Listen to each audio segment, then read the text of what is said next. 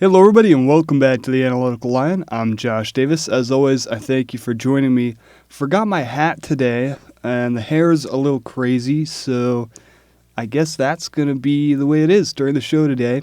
And about the show today, it is episode number 100, a special day for the Analytical Lion. 100 shows, that's a lot, and I've enjoyed every single one of them, and if you've somehow listened to every single one of these shows, you're probably in a pretty special minority, so I appreciate you so much. And this is basically just a big mark towards the future of this show. It keeps getting bigger and better every year, and I've been doing a lot with it this season, and I hope it continues to grow and keep doing better. So this show is going to be a lot about Oregon, and then all about Week 5, one of the best weeks in the college football season. I'm going to throw some questions out there about the Oregon game. I'll answer some of them. I'll leave some of them unanswered as food for thought. And then I just want you all to sit back and enjoy me yapping about one of the biggest games of the college football season. First off, game day is coming to town. How exciting is that? The last time the iconic show was in State College for Whiteout was 2021 against Auburn. And then there were 2 years when they didn't come at all, and then last year they came for the Ohio State game despite it being played at noon. This is really fun. I know NBC's broadcasting the game. I'm really excited for Todd Blackledge and Noah Eagle to be doing that game. They're probably my favorite announcer pairing in college football right now. Noah Eagle has very quickly become my favorite announcer for college football. Really appreciate what he does, and it's so cool that he does the night games in the Big Ten that are always so much fun, especially when he's coming to a whiteout. And then, obviously, that's just going to be something I'll get to enjoy while watching highlights and stuff, but still looking forward to that. But the game day coming at noon, last year meant I couldn't go to it. So I did not get to go to game day last year. I was a little disappointed about that. But this year I'm going to try and make the trip over there and experience a special thing that only happens every once in a while. And when game days come into State College, it means that not only is a big game happening, but it means that Penn State's in the national scheme of things. Like, there's Georgia-Bama going on this weekend. A lot of SEC fans are pissed that ESPN, the media source for SEC football, is coming to Big Ten country for the biggest game of the week. A lot of people are not happy that Georgia-Bama is not the biggest game in college football this weekend. That sounds odd for a lot of SEC fans that for the last decade have gotten used to Georgia-Bama being the biggest game not just of that week, but of the entire season. And that's not the case anymore. That's not the case in college football, where, as of right now, the Big Ten is the best conference in college football. It's been that way for a couple of years, and it's only getting bigger in terms of the gap as more money comes into the conference. The schools are doing better in NIL, better in transfer portal. They have more alumni, etc., etc. So game day, choosing Penn State, Oregon over Bama, Georgia is a big deal, not just for the Big Ten, but for college football as a whole, as it proves that the new system of college football is helping the game as a whole. Where the money is, where the people are, that's where game day is going. And then let's jump into the actual stats and analytics of this Oregon game. Sorry if I don't look at the camera as much for this one. Going to be reading some of the numbers out for this game, and you can take as much from them as you wish. Oregon's offense has looked really good so far. They're 5th in points, 8th in total yards, but their 4 opponents have a combined 4 wins this season. For Penn State, it's a similar story, where they've dominated weak opponents but haven't been tested yet. And a key factor will be Oregon's ability to hold up at the line of scrimmage. Can they stop the run? I've said it a million times on this show. If you can't stop the run, you can't win football games. Sticking with the run game, Oregon's starting running back Noah Whittington missed their last 2 games, and he'll have to jump right back into action against the best defense in college football. For Penn State, Katron Allen has looked like the best running back in the country, but when will Nick Singleton break out one of his signature home run plays. If Nick the Quick is able to find his burst and make a couple of big plays, it could have a huge impact on the outcome of this game. You can already see it. He gets out there in the flat, catches a pass from Drew, takes it to the house. Those are the kind of plays that this Penn State offense is going to need from him. And I don't even want to say that we need Nick Singleton to have 100 yards in this game in order to win. But it would be a huge help because he's somebody in this offense so far that hasn't really exploded yet. And I think he's more of a ticking time bomb rather than something where it's like, oh, he might just not go off. He will go off. It's just a matter of when, and this game would be the perfect time for him to blow up. And then this is just a huge opportunity for Penn State's offensive line to take over this game. Drew Shelton, Vega Ione, Cooper Cousins, Nick Dawkins, and Nolan Rucci, they're the backbone of this offense. Penn State's success rides on their shoulders. If the Penn State offensive line can push around Oregon and keep Drew Aller safe and make holes in the running game, Oregon really has no chance of winning this game if those 5 guys up front can impose their will, especially if Anthony Donko is healthy. Penn State has so much depth in there as well at offensive line. I think that's one of the big advantages for them going into this game is that offensive line. Yes, Oregon also has one of the best offensive lines in the country, but in terms of the trenches, in terms of comparing Penn State's offensive line to Oregon's defensive line, comparing Oregon's offensive line to Penn State's defensive line, I think when the Penn State offense is on the field, that's one of the bigger advantages that you'll see all game, is Penn State's offensive line up against Oregon's defensive line. We'll see about that because Oregon's defensive line is supposed to be really good. They have not shown that so much so far this season, and I'll get into some of the numbers with their struggles later in this show. It is interesting, though, just overall, how much of a defensive coach Dan Lanning is and how disappointing his defenses have been in Oregon so far. It's been a really offensive-focused scheme at Oregon for him, and it makes sense with the Pac-12 team focused on offense and with the guys that they've had over there and it being so difficult to recruit defensive talent. And honestly, if anything, you could say that Oregon's defense has been surprisingly good. But this year, maybe not so much the case. Let's talk about Dante Moore, because he's put up some incredible numbers early on. He's quelled a lot of the concerns surrounding him.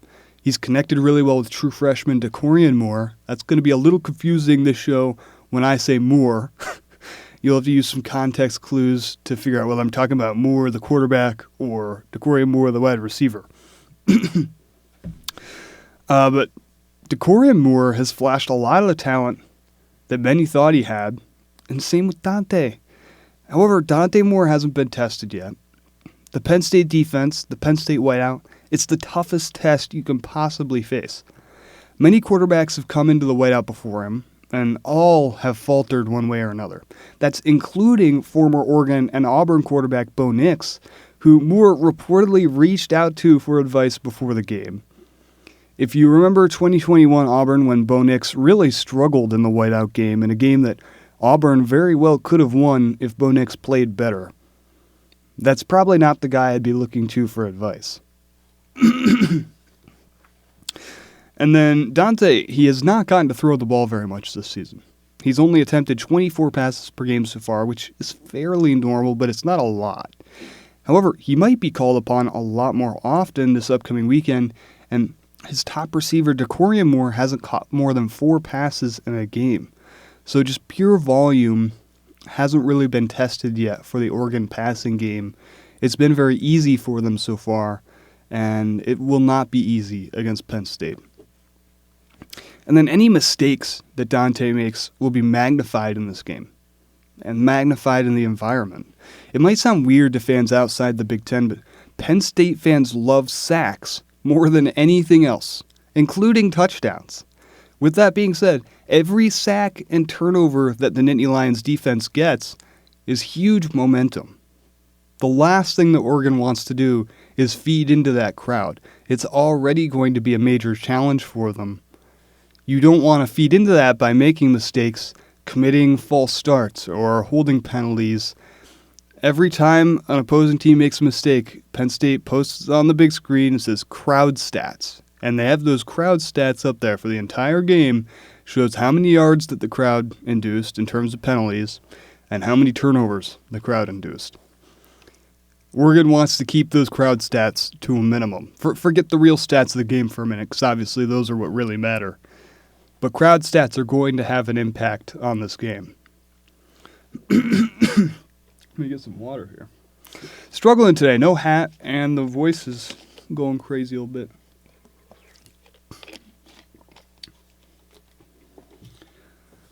Alrighty, let's see. How do you get sacks and turnovers?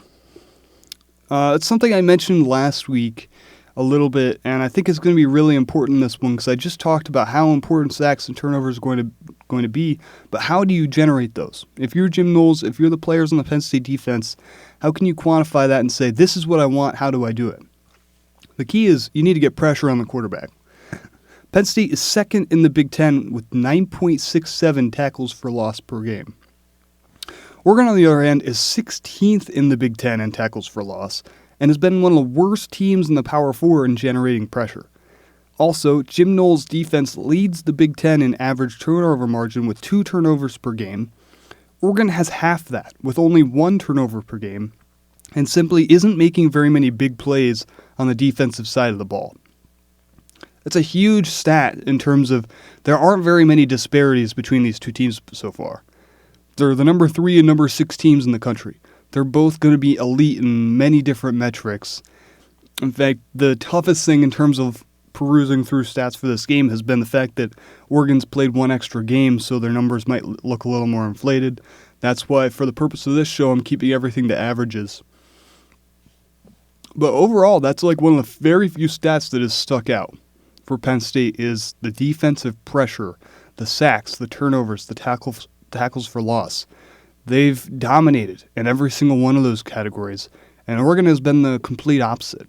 They have really struggled to get pressure on the quarterback so far this season, and that showed. Opposing teams have been able to run the ball against them. They've been able to have time in the pocket against them. And yes, the Oregon DBs have done a fantastic job, and also just their level of opponent. I mean, giving up 14 points to Northwestern isn't great, even if most of those are at the end of the game. And even that early touchdown to Oregon State showed out some holes, even though that was the only points they gave up in that game. So, yes, the Oregon defense has been very solid so far this season. But at the same time, I think the amount of points they've allowed is not equal to how good they've looked. Because I think the defense has shown some weaknesses so far.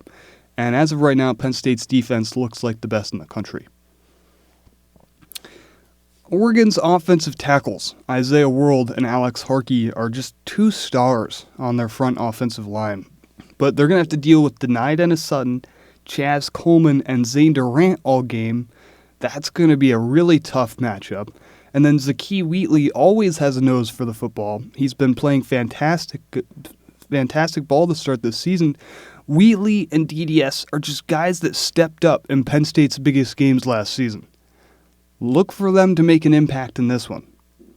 DDS and Zakie Wheatley, those are 2 crucial guys for the Penn State defense where if they can make one big play here or there, that can completely change the game with their ability to create turnovers. And then also that matchup between A.J. Harris, Penn State's top cornerback, and DeCorian Moore. Listen, there's no Evan Stewart. I haven't talked about it too much. I don't want to talk about it a lot. It's really disappointing. I don't want to point it out too much. But yes, Oregon's top wide receiver who diced up Penn State in the Big Ten title game last year is hurt. And DeCorian Moore, a true freshman, he stepped up really nicely. But now he's got to face A.J. Harris, one of the top cover corners in college football. Harris has quietly become one of the top CBs in the country. Now he's going to be tasked with locking down elite true freshmen for Oregon. If Harris can at all take out Moore in this game, it completely changes the way Oregon has to run their offense, as their passing game has become very reliant to generating big plays so far this season, and DeCorian Moore has been their top guy to go to when they need a big play. An interesting stat to note, DeCorian Moore actually has less yards per game so far than Trevor Pena and Kyron Hudson. So much focus has gone on to Moore because of how good he's playing right at the beginning of his career, but Penn State's transfer receivers are far more experienced, and they've handled more volume than Moore so far. My point is that you might see in certain places that Decorium Moore is such an amazing wide receiver, get all this glaze, and then the truth is Trevor Pena and Kyron Hudson have played better than Moore so far this season. I want to make this very clear. Penn State has 2 wide receivers that have played better than Decorium Moore so far this year. And they're 2 guys that have experience in big games before. They're both seniors. Those are 2 guys that I would expect to do better in a big game like this and be more reliable than an 18-year-old kid. That's the big thing in this game, is that if you thought Oregon had the receiver advantage, they don't have Evan Stewart. They don't have Tez Johnson anymore. If you want to look at the tight ends, sure, all their tight ends are awesome, but this is one thing where if you're going to go tight end for tight end against Penn State, they got Khalil Dickens and Luke Reynolds, 2 of the best in the country. I am sincerely confident in Penn State's wide receiver and pass catcher ability in this game, and I would say that it's either a wash or it's an advantage to Penn State because of their experience at the wide receiver position via the transfer portal. And now I got to talk about Drew Aller, right? Because, of course, Dante Moore's looked fantastic. Dante Moore was not supposed to be this good. You know who was supposed to be this good is Drew Aller, and he has not been good. Enough people have pointed stuff out, including that viral post of Drew Aller. There was a post saying that Drew Aller's QBR was worse than if he'd spiked the ball on every play. That was just blatantly untrue, and I'm not sure what was going on with that.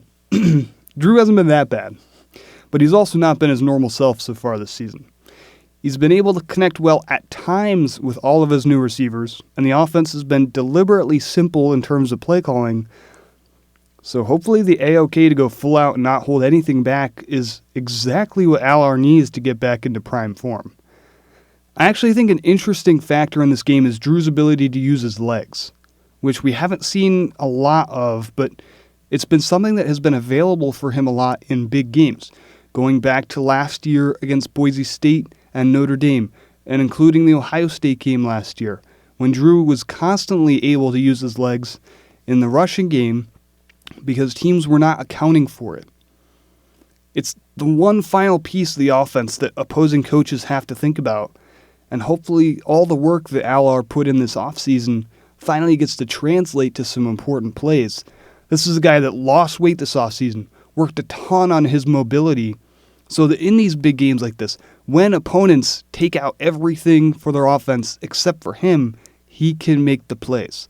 He's not going to be like a Riley Leonard, where he's running the ball 30 times in a game, but if he runs the ball 10 times a game, picks up an extra 2 or 3 first downs, those are 2 or 3 first downs that you would not have gotten without him, and those are first downs that are absolutely crucial to get.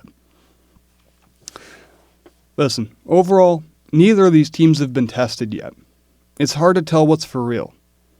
Penn State is more experienced, has more talent in the trenches, and has the whiteout home field advantage. Also, big games like this tend to go to the team with better defense, and Jim Knowles might have the best defense in the country. Also, this could be a legacy game for Drew Aller when his potential finally graduates into results. However, Oregon is one of the fastest and most talented teams in the country. Tons of youthful energy, and a head coach that just won a game against Penn State in the Big Ten title game last year. He knows how to win these big games. James Franklin, unfortunately, does not. And so it's a clash of the number 3 team and the number 6 team in the country. A rematch of last year's Big Ten title game. My prediction, Penn State 28, Oregon 21. I'm predicting the Nittany Lions to take home the win. This is one of those games where Penn State has so many advantages. If they did lose this one, it would be truly surprising and really disappointing for the Nittany Lions. So much so you almost don't even want to think about losing until it happens. Because this whole team has come together. So many guys came back foregoing the NFL draft. You've gotten so much work and talent throughout this offseason, including the new receivers. I didn't even mention the new defensive transfers, King Mack and Amari Campbell, yet, who have been two of the best players on Penn State's defense so far. So all this talent coming back, even on the coaching staff, bringing back Coach Kotelnicki, bringing in the new running back coach, Stan Drayton, bringing in Jim Knowles from Ohio State, the top DC in the country. Games like this are why these guys are here, why you're paying them the big bucks. You're not paying Jim Knowles $3 million to lose to Oregon. Of all teams, right? And that's the other big thing, is there's a couple of factors here that I haven't mentioned yet that I think make this an even easier game for Penn State. There's supposed to be some rain this week in State College. It could be finished by the time this weekend rolls around. It's impossible to predict the weather in State College a week out. It might be nice. Obviously, for the whiteout and the environment, I would prefer it to be nice weather. But at the same time, if it rains, I think it gives an edge to Penn State. A sloppy defensive game with some focus on the running backs, that would definitely be an advantage for the Nittany Lions. And then another interesting detail that I was very surprised about when I saw this. Oregon is staying in Altoona and driving up to Beaver Stadium for the game. Penn State fans who've been to whiteouts before know how impossible it is to get to Beaver Stadium with 110,000 fans worth of traffic.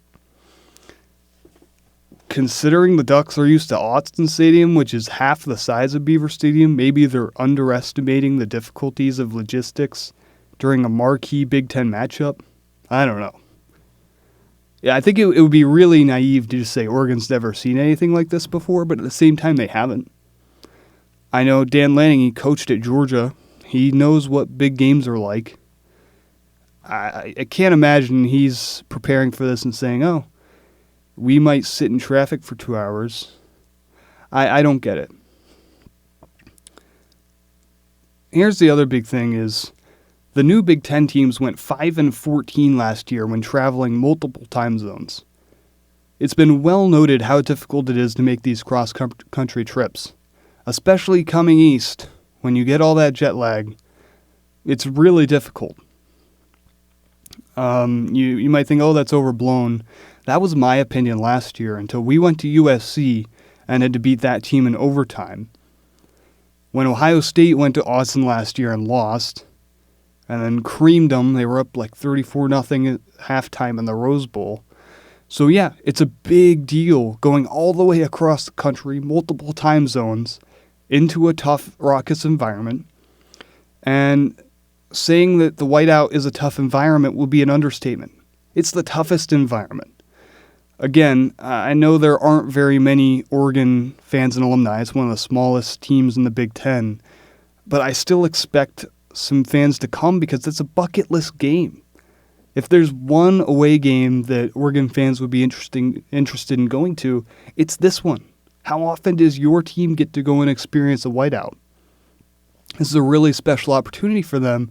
So if you're an Oregon fan, this is the one game you want to go to. It's a lot of fun, right? Getting to bring in a former Pac-12 team into a whiteout. We did it last year with Washington and got those people to experience that. That was a lot of fun. Now we're doing it this year with Oregon. Yes, I would prefer the whiteout to be against Ohio State or Michigan, but it's still really cool for these people to be able to come in and experience that environment and something truly unique that they haven't seen before. And another big thing is, on the flip side, how will the bye impact Penn State's performance? They're 11-12 off byes under James Franklin. A slow start in this one could be lethal. It's very possible they have a slow start, right? We have byes before two of our biggest games this season, and it's one of those things where byes haven't been kind to Penn State in the past, especially under James Franklin. It's mainly what I'm talking about. Under 500 record off byes, just period. And now you're playing two of your top opponents off a bye. We'll see how it goes. But it's something where you can't come out flat in this game. So much energy. You can use that whiteout to your advantage. Later, so you're on a big road game, you can't do that, right? You have to create your own energy. That's something I talked about a few weeks ago with creating your own energy. For the whiteout, it's already there. The fans are giving you that energy, so it might be easy to get back up. But at the same time, you still haven't played in-game action for 2 weeks. It's a big deal. For people who have never played football before, that's a big deal. Not playing for 2 weeks straight and then going and playing the number 6 team in the country. And in terms of just the hype of this game all summer long, this was the first big game on your schedule. This is the first one fans are thinking about. This was probably the first one a lot of players and coaches are thinking about as much as you wanted to go 1-0. There have been people in the Penn State staff that have been thinking about this game for a long time.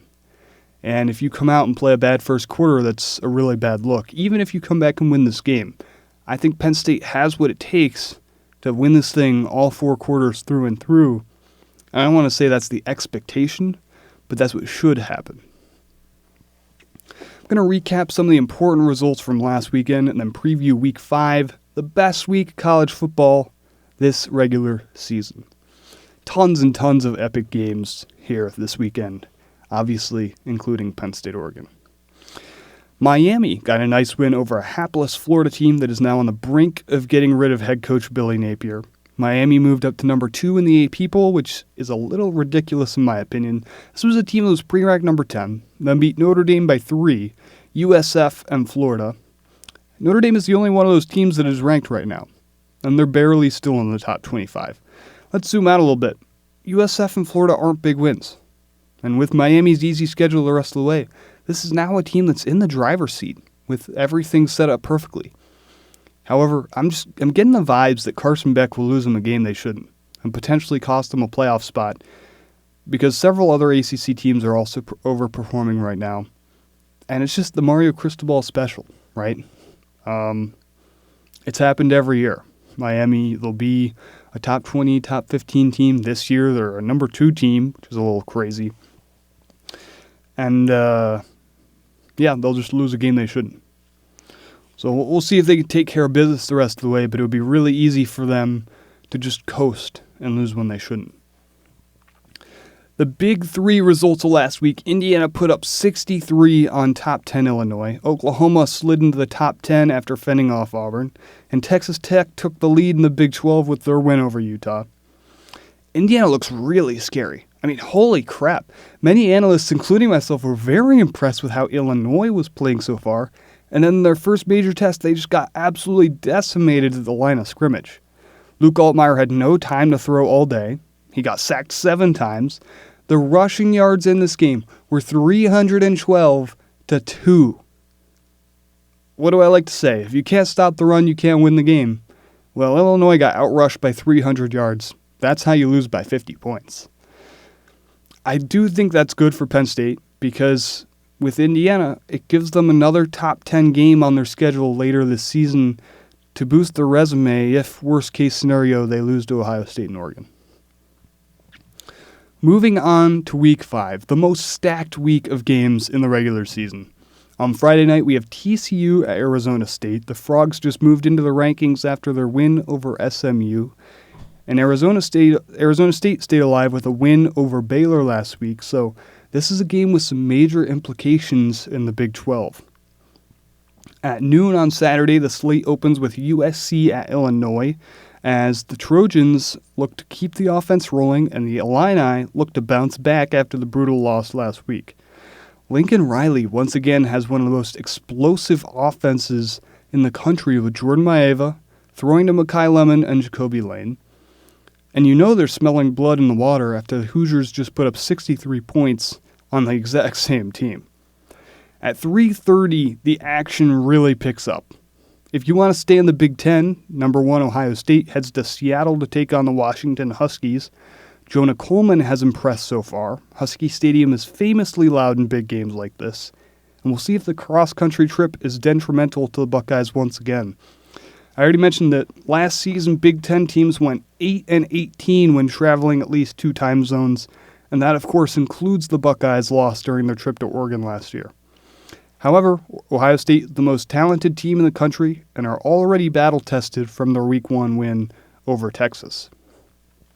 Also at 3:30 is Indiana at Iowa, as the Hoosiers look to keep rolling as they put their number 11 team on the road to Iowa City. If you want some SEC football at 3:30, number 4 LSU heads to Oxford to take on number 13 Ole Miss. I think both of these teams are a bit overrated for their ranks, but this should be an evenly matched game. Whoever wins this one is in strong position early on in the SEC, and I like the Rebels simply due to LSU's lackluster levels of humility and preparation that have haunted them in recent seasons. I don't think much has changed this year for Brian Kelly's squad. Aside from their win over Clemson, which you can't say is impressive anymore. To finish off the 3:30 slate, we have Auburn at Texas A&M, as the Tigers look to bounce back after their loss to Oklahoma with yet another road test against a top 10 team. Auburn's schedule does not get easier after this, too, so this might not end up being that big of a win if Texas A&M gets the dub. Finally, at night, of course, there's number 3 Penn State hosting number 6 Oregon in the greatest show in college sports, the Whiteout. The winner is in prime position to head to Indianapolis for the Big Ten championship game and all but secures a playoff spot. At 7 p.m., there's some Big 12 action when Arizona takes on Iowa State. Both of these teams are undefeated, and a win for the Wildcats could create some chaos in the most chaotic conference. We haven't seen a ton of chaos in there quite yet. Maybe with Arizona State losing early on, that's about it. But I'm expecting it to start getting really exciting now as conference play heats up. In Atlanta, number 17 Alabama takes on number 5 Georgia, as this matchup once again should be a ton of fun. I already mentioned how this game doesn't have the same weight that it has had in recent seasons. Although, interestingly enough, these two teams were almost ranked the exact same when they played last year, when number 17 Bama upset number 6 Georgia at home, fueled by Ryan Williams' incredible SEC debut. Since that game, Williams has been very disappointing. Bama has lost to Vanderbilt, Tennessee, Oklahoma, Michigan, and Florida State. Times are tough for the Tide.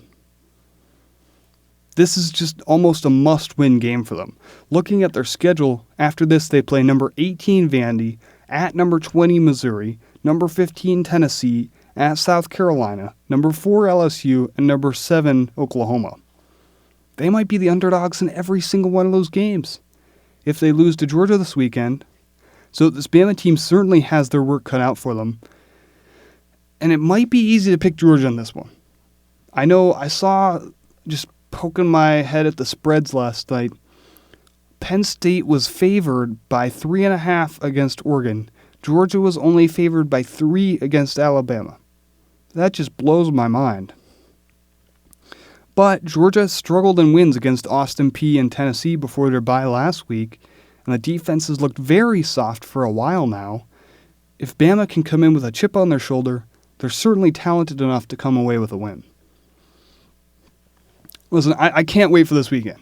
If you're going to the Whiteout game this weekend, make sure you're as loud and respectful as possible. Make sure to say hi if you see me around. These are the kind of games you're waiting for all summer, right? You know, when we saw, it was in like May or June, that the Whiteout was going to be against Oregon, my first reaction was a little disappointed, like, oh man, I just forgot we're not playing Michigan or Ohio State at home this year. But you look at the home schedule, you're like, man, that's actually a decent game. And with the way it's turned out so far this year, like, you're playing the number 6 team in the country in a whiteout. How awesome is that? It's probably the best whiteout we're going to have since 2019. So I can't wait for it. It's going to be a ton of fun. This would be a really important win for James Franklin and Penn State to get the momentum rolling this season, get a lot of the doubts behind them in terms of not being able to win big games in the Big Ten. Thank you for watching, and as always, go Nittany Lions.